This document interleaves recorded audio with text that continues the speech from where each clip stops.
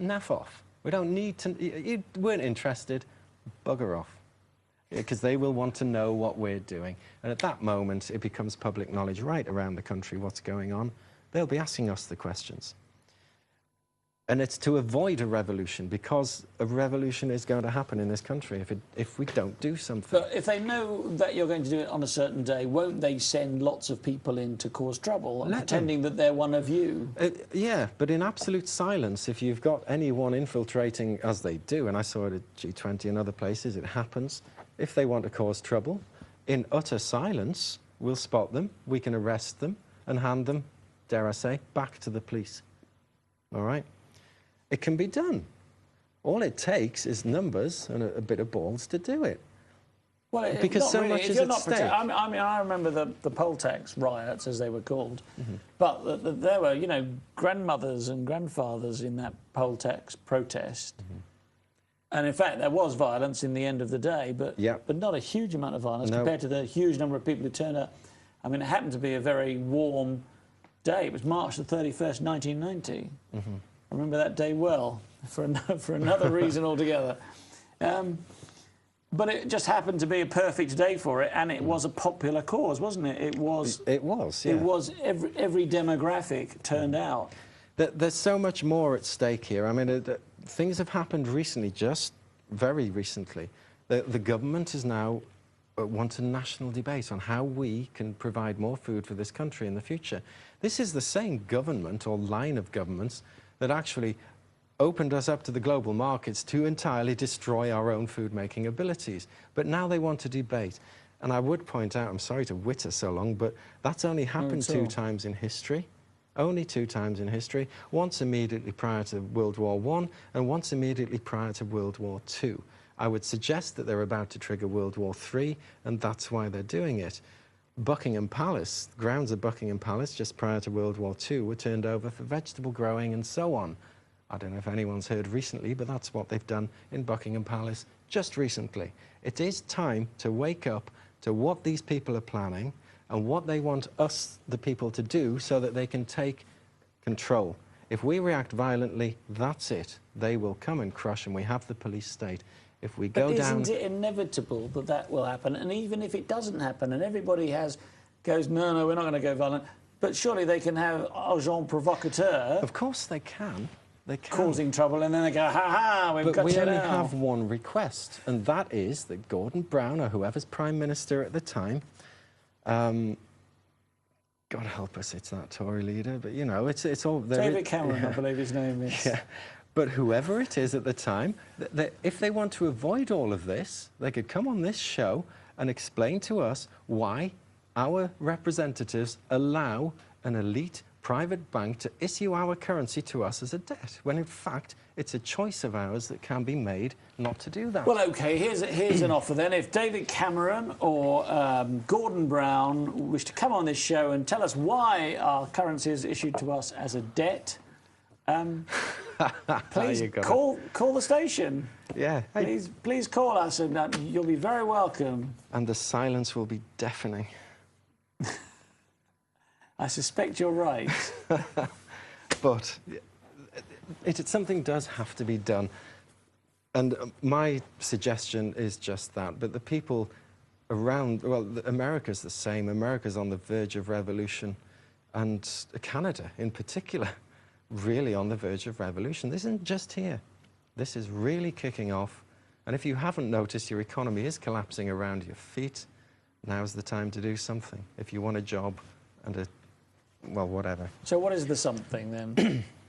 Well, I've made a point of making it clear that I'm making a suggestion. Yeah, but you're saying this is in 1010. You know, this is over a year away, or 11/11, which is over 2 years away. Well, when I first suggested this, somebody said, hey, there's a movie here you must watch. It was V for Vendetta. I watched it, my jaw dropped. It's a fantastic movie, isn't it? So I suspect if we all go down to Parliament with V for Vendetta masks on... Yeah, but he used explosives to destroy Parliament, didn't he?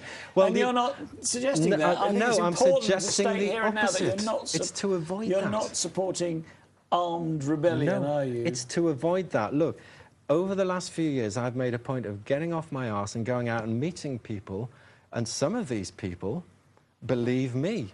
and looking to rebel in that way. And my point to them is, the second you do that, we're stuffed. Yes. And they are, you know, there's lots of tough people out there, and they think that is the solution. Well, that's testosterone. That's what it does.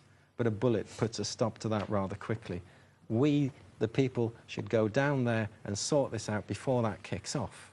Well, and also before they bring in these new weapons that they've got, which use microwaves to cause intense pain. Yeah, there's all sorts of weaponry and so on that which they're are already using. being used in some parts of the world. We talked about the technology side before. There's so much technology that it is held. That you don't stand a chance. Even if we formed a people's army, we'd be wiped out in days. It's not about violence. And you know what? This might sound... This is very... Sorry to interrupt you there, but it's very like Gandhi, isn't it? Mahatma Gandhi. His thing was he overcame the British Empire simply by going on a long walk to the seaside and making some salt and insisting that people wear clothes that were woven in India and not imported from Lancashire. It's the simplest things that will make the difference. It's really the symbolism of actually doing that, of actually, in symbolic form, taking our country back quietly and peacefully. It's just the symbolism will wake the sleeping public up to the greatest scam in human history that is costing them dearly. We can be economically free. This nation can be economically free, and I bet, and I tell you, the others will follow. All we've got to do is do it here, because this is where the conspiracy starts. The revolution in 1917 in Russia wasn't followed by the rest of Europe, was it? No, it wasn't. And the French Revolution wasn't followed by the English. No, it wasn't. But now, for the first time ever in human history, arguably, we have communications, we have knowledge, we have insight, and you know what? We actually, I believe, we have the determination to actually do something. So we're on the brink, do you think? Well, it's not me who's saying we're on the brink of revolution. The government knows it. That's why all of our rights are being removed and so on and so forth, so that when this does happen, they've got everything tied up. I'm suggesting that we, the people, don't let this happen. And there's so many aspects to this overall thing. I say one thing can be done: go down and demand that the Bank of England stops issuing our currency as a debt, and everything else will snowball from there. I think I've got to say that I'm a little bit nervous about talk of revolution on this show, and so we have to distance Edge Media TV from any talk of revolution. And I join you on that. I'm saying the whole point of this is to avoid that, because it's out there and people are doing it. We all know there's people out there talking about this. It's to stop that. It has to be stopped. I mean, correct me if I'm wrong, but what I think you're saying is that what we need then is a sort of well, they've had these revolutions in some of the Eastern European countries, haven't they? When they separated from the Soviet Union, they had these sort of bloodless revolutions. Peaceful revolution. Revolution doesn't mean violence or anything like that. The only ones that truly succeed have always been peaceful. And if enough people buy into it, you see, and behave themselves, and have a burning belief. But that's the other thing, isn't it? How do you get them all to acquiesce to one core Can I make this belief? clear? This is not about going to London and taking anything or doing anything. It's about demanding that our Prime Minister or some government representative steps forward and answers one question. Why are you letting them issue our currency as a debt when you can tomorrow change it like that? And so many ills will be cured by that. It will snowball from there.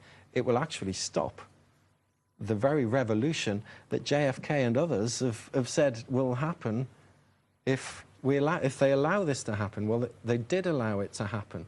So now it's up to the people. So if it wasn't issued as a debt, then I could borrow, say, £100, and a year later I'd still owe £100.